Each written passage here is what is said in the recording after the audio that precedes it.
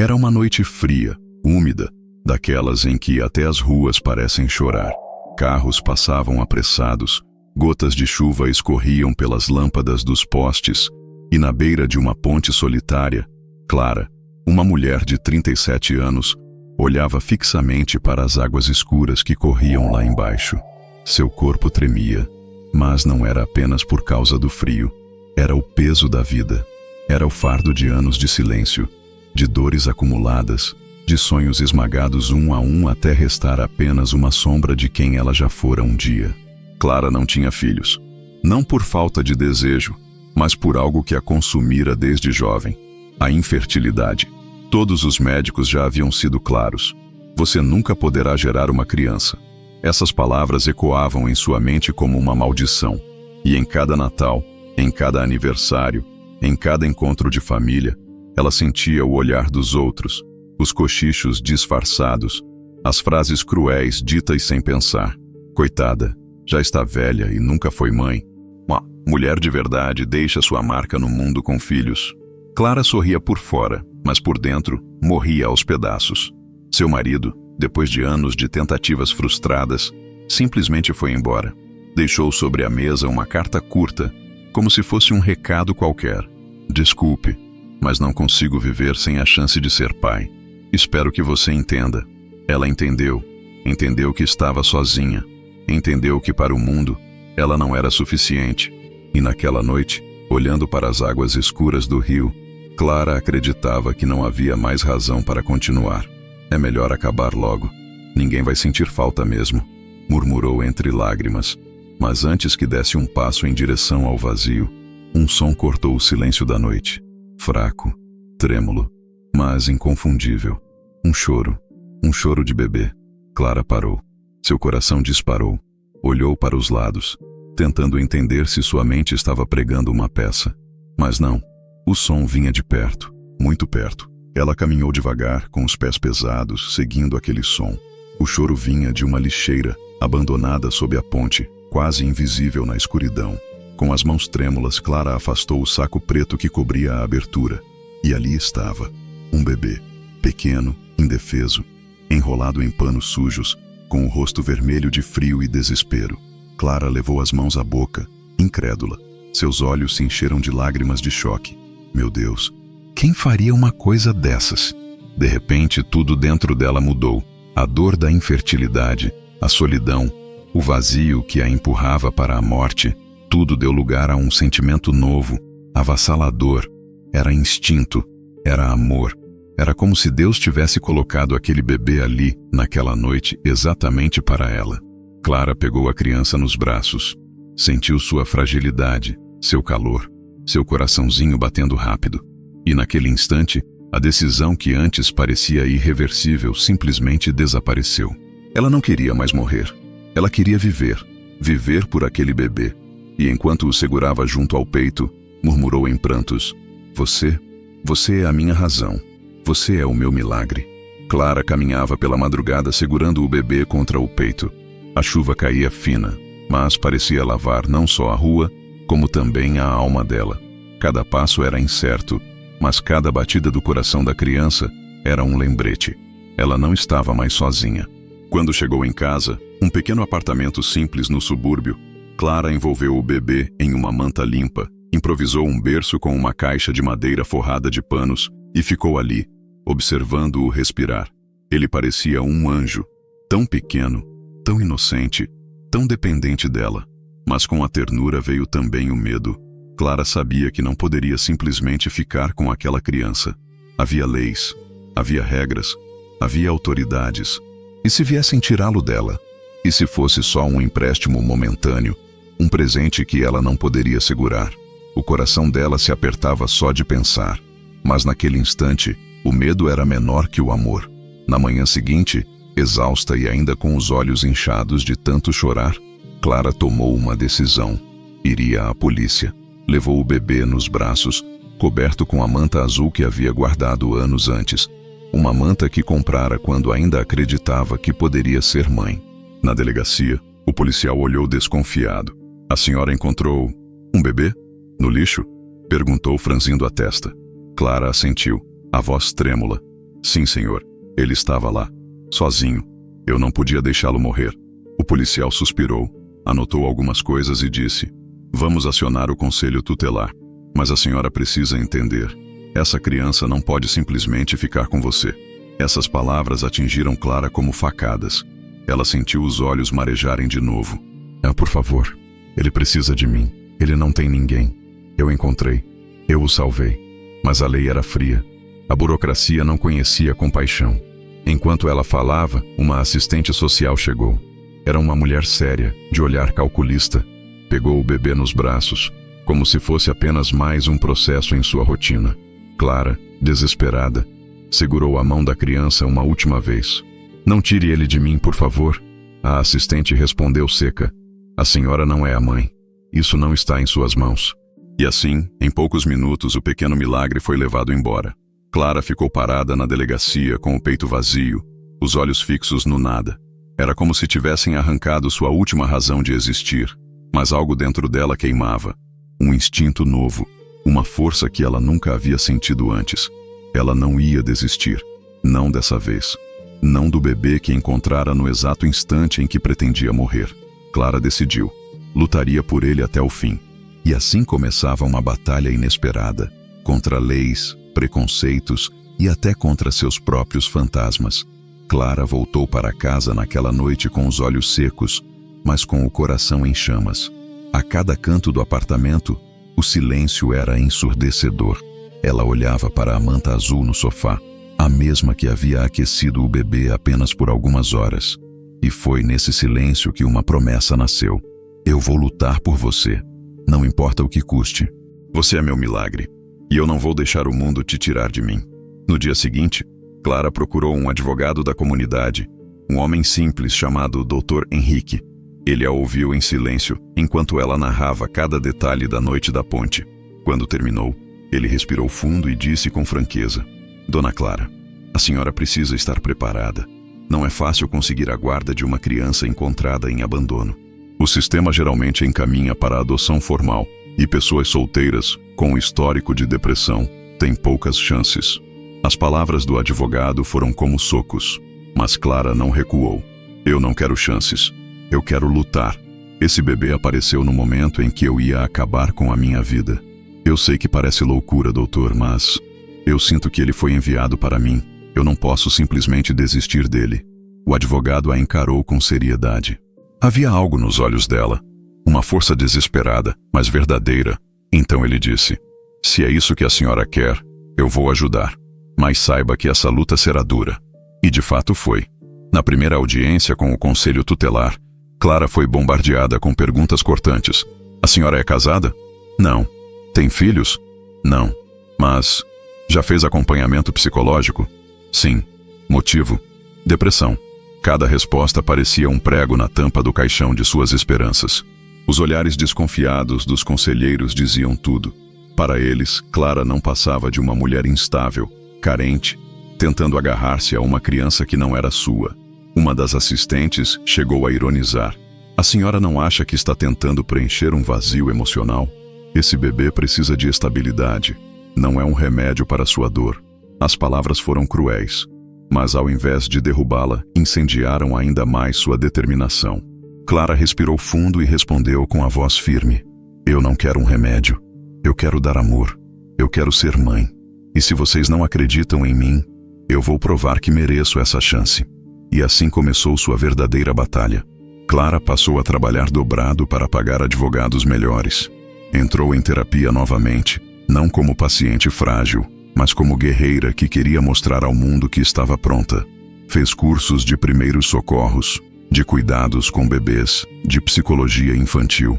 Cada documento, cada certificado, cada laudo médico se tornava uma arma em sua luta. E no meio desse processo doloroso, Clara descobria algo que jamais imaginaria.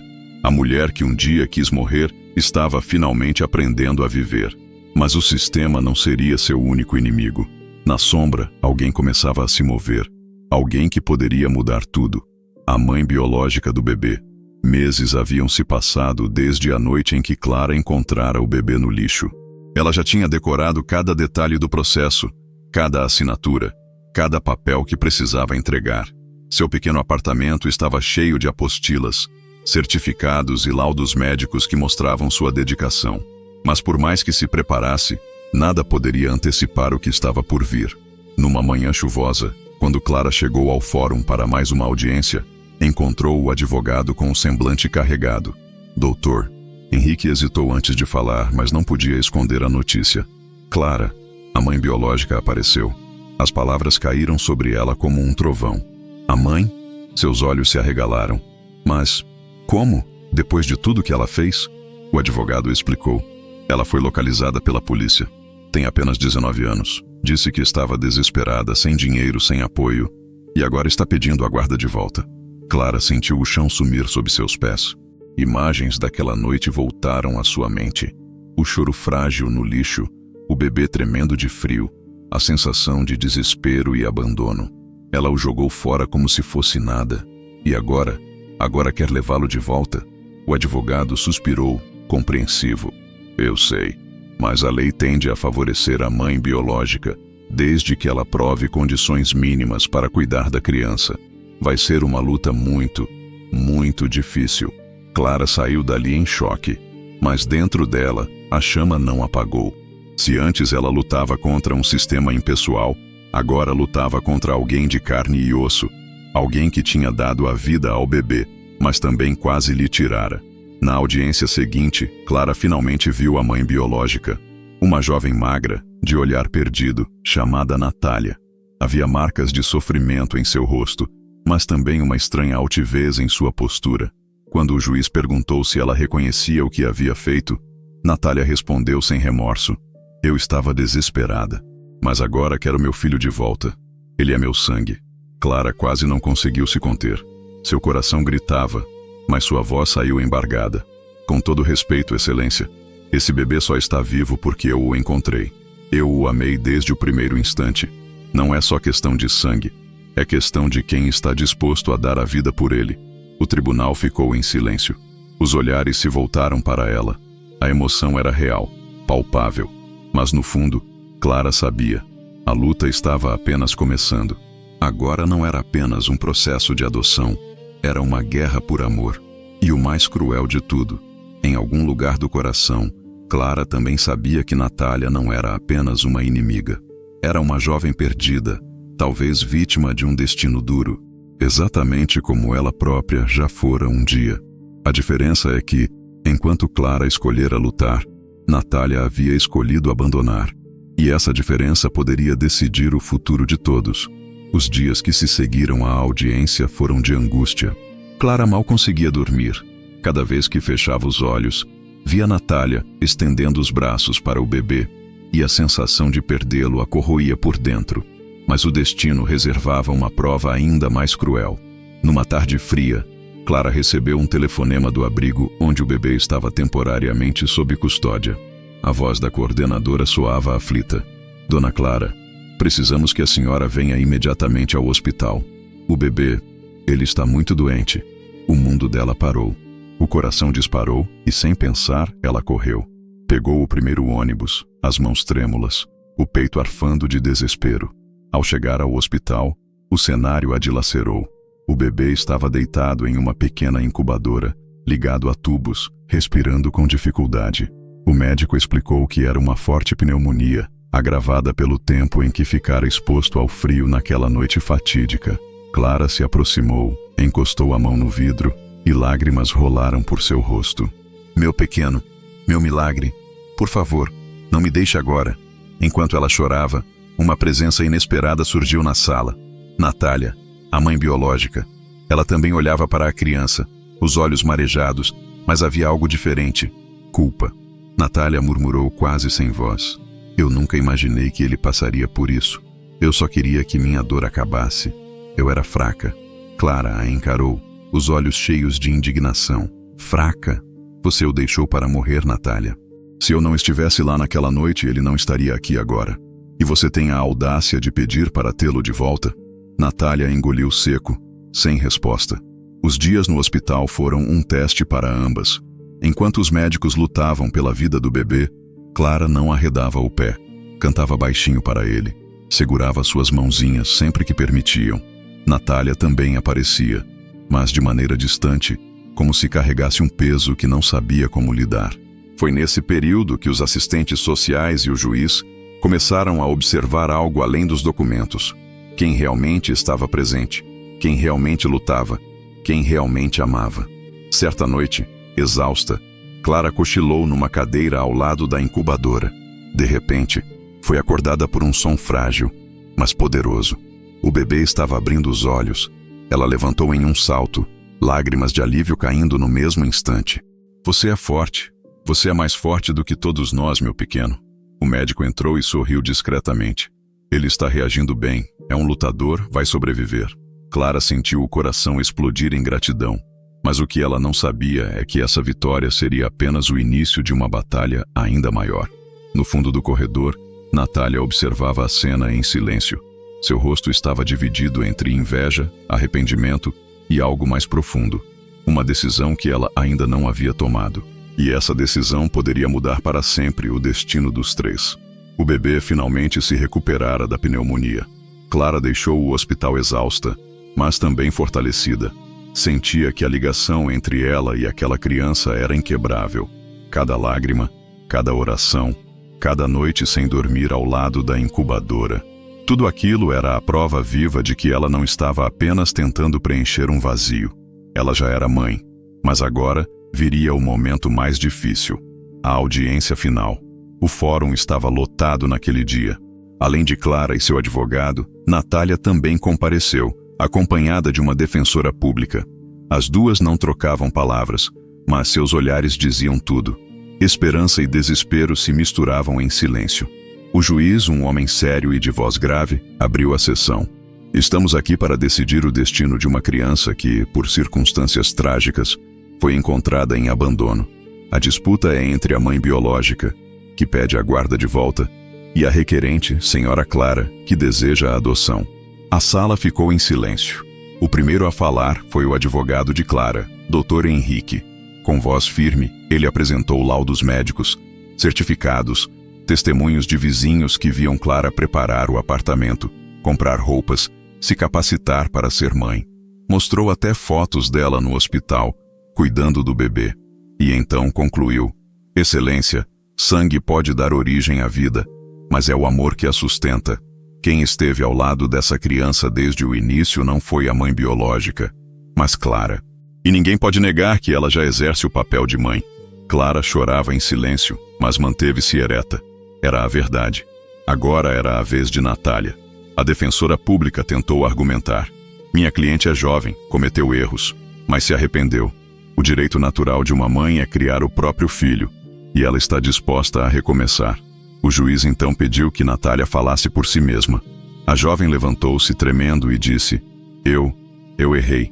Eu estava sozinha, com fome, sem casa, sem ninguém. Quando deixei meu filho naquela noite, eu não queria matá-lo. Eu só queria desaparecer. Mas quando soube que ele sobreviveu, que uma estranha o salvou, algo dentro de mim mudou. Eu sei que todos me julgam, mas eu o amo. Ele é meu sangue, e eu quero uma segunda chance. As palavras ecoaram pela sala. Clara sentiu uma mistura de raiva e compaixão. Por um instante, lembrou-se da própria noite na ponte, quando também quis desaparecer. A diferença era que Clara tinha encontrado uma razão para viver. Natália ainda não. O juiz respirou fundo e se inclinou para a frente. O tribunal precisa considerar o melhor interesse da criança. Não é sobre quem sente mais amor, mas sobre quem pode oferecer um lar seguro e estável. Porém, ele fez uma pausa como se preparasse todos para um golpe inesperado. Antes da decisão final, há um detalhe que precisa ser revelado. Uma informação que chegou aos autos ontem à noite. Todos prenderam a respiração. Clara olhou para Dr. Henrique, que também parecia surpreso. O juiz continuou. O exame de DNA solicitado pelo Conselho Tutelar revelou algo inusitado. Natália não é a mãe biológica. Um murmúrio de choque tomou conta da sala. Natália empalideceu. Clara levou as mãos à boca sem acreditar no que ouvia. O juiz concluiu. A jovem admitiu ter encontrado o bebê antes de abandoná-lo, mas ela não o deu à luz. Portanto, seu pedido de guarda perde validade imediata. A sala explodiu em reações. Clara sentia o coração disparar. O bebê Estava ainda mais perto de ser dela. Mas junto com o alívio, veio também um novo mistério. Se Natália não era a mãe verdadeira, então, quem era? O silêncio que tomou conta da sala de audiências após a revelação do juiz parecia interminável. Natália chorava, balbuciando. Eu só não consegui dizer a verdade. O juiz foi firme. A senhora será responsabilizada por ter mentido neste tribunal. Mas antes de prosseguirmos, precisamos esclarecer. De onde realmente veio essa criança? Natália enxugou as lágrimas, a voz trêmula, quase implorando. Eu não sou a mãe dele, mas eu o encontrei primeiro. Estava jogado em uma caixa de papelão perto de uma fábrica abandonada. Eu não sabia o que fazer. Peguei-o no colo, mas entrei em pânico. Tive medo da polícia, medo de ser acusada, medo de tudo. Então o deixei debaixo da ponte. A sala ficou em choque. Clara sentiu o coração despedaçar novamente. Aquela criança tinha sido descartada 2 vezes. O juiz ordenou uma investigação imediata. E assim começou uma nova fase. Descobrir a verdadeira mãe biológica. Dias depois, a polícia encontrou pistas. O bebê tinha sido registrado no hospital semanas antes, sem nome, apenas como recém-nascido M, mãe desconhecida. O prontuário indicava uma jovem que dera entrada em trabalho de parto, mas fugira horas depois, sem deixar identidade. Era como se a mãe tivesse desaparecido do mapa. Enquanto isso, Clara continuava firme em sua luta. Ela sabia que cada dia de mistério aumentava as chances de o Estado colocar o bebê em um processo de adoção comum, o que significava que ela poderia perdê-lo para sempre, para qualquer família aprovada na fila. Foi nesse momento que Clara tomou uma decisão arriscada. Ela mesma começaria a procurar a mãe verdadeira. Com a ajuda do advogado, conseguiu cópias do prontuário e descobriu que a jovem havia dado entrada no hospital com um documento falso. Mas havia uma pista. A enfermeira se lembrava de uma tatuagem no braço da garota, uma pequena borboleta azul. Era pouco, mas era tudo o que tinham. Clara passou a andar pelos bairros mais pobres da cidade, perguntando discretamente em abrigos, em ruas, até em comunidades marcadas pelo abandono. Ela queria encontrá-la, não para acusar, mas para entender. E quanto mais procurava, mais Clara percebia que havia algo sombrio por trás de tudo. Alguns diziam que a jovem com a borboleta azul estava envolvida com drogas. Outros comentavam que ela fora explorada por um homem violento, que a obrigava a desaparecer. Quanto mais Clara se aprofundava, mais descobria que aquele bebê não era apenas um bebê abandonado. Ele era o centro de uma história de dor, segredos e injustiça. E, sem perceber, Clara estava se aproximando não só da verdade, mas também do perigo. As noites de Clara já não eram as mesmas. Ela andava pelas ruas frias com a foto da tatuagem da borboleta azul rabiscada em um papel, mostrando a estranhos, perguntando em cantos sombrios da cidade. Era uma busca que consumia sua alma, até que numa noite chuvosa, no beco atrás de uma antiga estação de trem abandonada, ela a viu. Sentada no chão, encolhida sob uma marquise, estava uma jovem magra, com os cabelos desgrenhados e os olhos perdidos no vazio. No braço, quase apagada pela sujeira, a marca, a borboleta azul. Clara parou. Seu coração disparou. Ali estava a mulher que todos procuravam, a verdadeira mãe. Com cautela, ela se aproximou. Oi, você está bem? Sua voz saiu suave, quase maternal. A jovem levantou os olhos, desconfiada, mas não respondeu. Clara se sentou ao lado dela, estendendo um pedaço de pão que havia trazido. Você deve estar com fome. A jovem pegou o pão com mãos trêmulas, devorando em segundos. Depois, em um sussurro, murmurou: Por que você está falando comigo? Ninguém fala comigo. Clara respirou fundo. Seu coração apertava. Porque eu sei quem você é. Eu sei que você é a mãe dele. A jovem congelou. Seus olhos se encheram de lágrimas instantaneamente. Ele sobreviveu? Clara não conteve as lágrimas. Sim, ele está vivo. Eu o encontrei. Naquela noite, o choro da jovem se transformou em soluços desesperados. Ela cobriu o rosto com as mãos, repetindo sem parar: Eu não queria deixá-lo. Eles me obrigaram. Clara ficou em choque. Como assim? Obrigaram? E então a história veio à tona. A jovem se chamava Helena. Tinha apenas 17 anos. Ela viera de uma família destruída, fugira de casa e acabara nas mãos de um homem mais velho, Rogério, que a explorava e a mantinha sob ameaças. Quando engravidou, ele não permitiu que ela procurasse ajuda. No hospital, após o parto, ele a obrigou a fugir e dias depois levou o bebê embora, dizendo que não valia nada, que ninguém jamais a deixaria criar um filho. Helena implorou, chorou, mas foi em vão. Ele simplesmente descartou a criança como se fosse lixo. E quando ela tentou recuperá-lo, foi espancada e jogada na rua. Ao ouvir isso, Clara sentiu o sangue gelar. Tudo fazia sentido agora. O abandono, a mentira de Natália, o mistério da maternidade. Helena continuava a chorar. Eu o amava.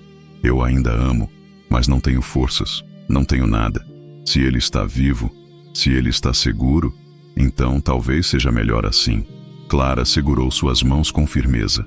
Helena, ele não merece apenas sobreviver. Ele merece viver, ser amado.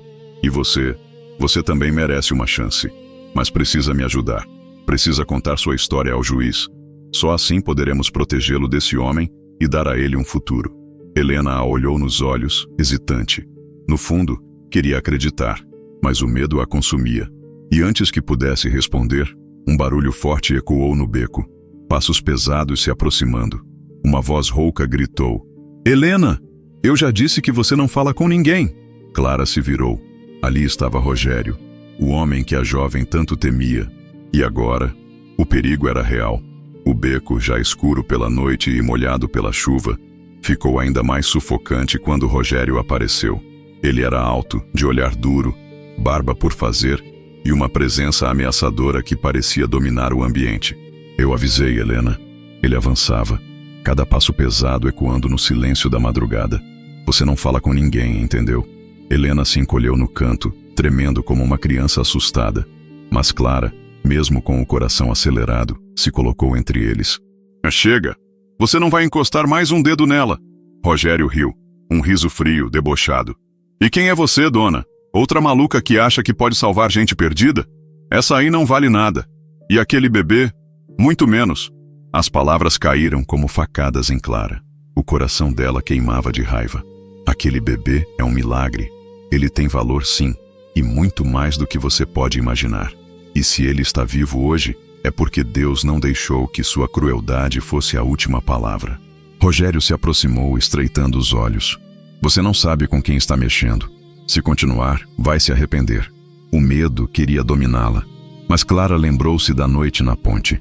Lembrou-se do bebê tremendo no lixo, da força que nasceu dentro dela naquele instante. E então, pela primeira vez em anos, ela não recuou diante de um homem que gritava. Ergueu o queixo e encarou Rogério de frente. Eu não tenho mais medo da morte. E sabe por quê? Porque eu já estive lá, prestes a desistir. Mas Deus me deu uma nova chance. E eu vou usá-la para proteger esse bebê e a mãe dele. Se você quiser me parar, vai ter que passar por cima de mim. O silêncio do beco foi quebrado pelo som de uma sirene ao longe. Luzes azuis começaram a refletir nas poças d'água. Rogério olhou para os lados, nervoso.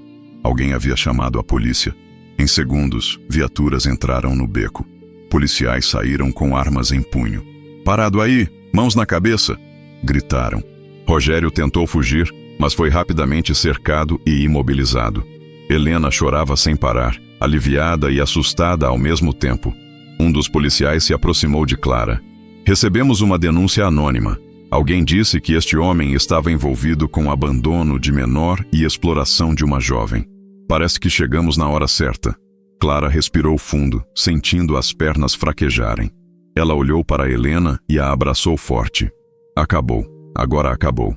Naquela noite, enquanto Rogério era levado algemado, Helena finalmente contou toda a verdade à polícia. Seu testemunho se tornaria a chave que faltava para o julgamento definitivo. E Clara sabia, no fundo do coração, que o destino do bebê estava prestes a mudar para sempre. O tribunal estava lotado novamente. Dessa vez, o clima era diferente. As pessoas sussurravam sobre o caso que já circulava nos jornais. O bebê do lixo, a mãe explorada, a mulher que lutou contra tudo para salvá-lo. Clara se sentou na primeira fileira, o coração acelerado. Ao lado dela, Helena, ainda frágil, mas com os olhos firmes, aguardava para depor. Era a primeira vez que a jovem parecia mais viva do que assustada. O juiz iniciou a audiência. Estamos diante de um caso extraordinário. Temos provas de abandono, exploração e também de um amor que nasceu do inesperado. Precisamos decidir o destino dessa criança. Helena foi chamada a depor. Com a voz embargada, mas firme, contou tudo. Como conheceu Rogério, como foi manipulada, como perdeu o bebê, como foi obrigada a deixá-lo. As lágrimas escorriam, mas ela não escondia mais nada. E então olhou diretamente para Clara. Eu não sei se um dia vou ser forte o bastante para ser mãe, mas sei que esse bebê já tem uma. Foi ela quem o salvou. Foi ela quem lutou. Ele merece ficar com ela. Um silêncio pesado tomou conta da sala. Clara sentiu as lágrimas rolarem. Era como se Deus tivesse falado através de Helena. O advogado de Clara apresentou os últimos documentos. Laudos, cursos, testemunhos de vizinhos, registros hospitalares. Cada detalhe mostrava sua dedicação inabalável. E então, chegou o momento da sentença. O juiz respirou fundo, olhando para todos. Diante das circunstâncias das provas apresentadas e, principalmente, do melhor interesse da criança, declaro que a guarda e adoção do bebê serão concedidas à senhora Clara. O coração dela explodiu em lágrimas de alegria. As mãos tremeram, o corpo inteiro vibrou como se fosse atravessado por uma corrente elétrica de vida. Ela olhou para o alto, como se pudesse ver o próprio céu se abrir, e murmurou em prantos: Obrigada, meu Deus, obrigada. Helena sorriu pela primeira vez em muito tempo. Não era um sorriso de derrota, mas de alívio, como se finalmente tivesse encontrado paz. Ao sair do tribunal, Clara segurava o bebê em seus braços. Ele dormia sereno, como se já soubesse que estava seguro, protegido, amado.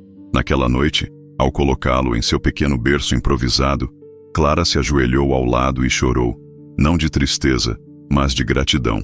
A ponte que um dia seria seu fim, agora era apenas lembrança distante. Naquele mesmo lugar onde pensara em morrer, ela havia encontrado vida, um milagre, e a certeza de que Deus sempre tem outros planos, mesmo quando tudo parece perdido. Chegamos ao final dessa história e queremos agradecer a você que nos acompanhou até aqui. Que Deus abençoe você e a sua família poderosamente. Não se esqueça de se inscrever no canal, porque postamos vídeos novos toda semana. Compartilhe esse vídeo com alguém que você acha que vai gostar e deixe nos comentários ideias de histórias que você gostaria que a gente trouxesse aqui. Um forte abraço e até o próximo vídeo.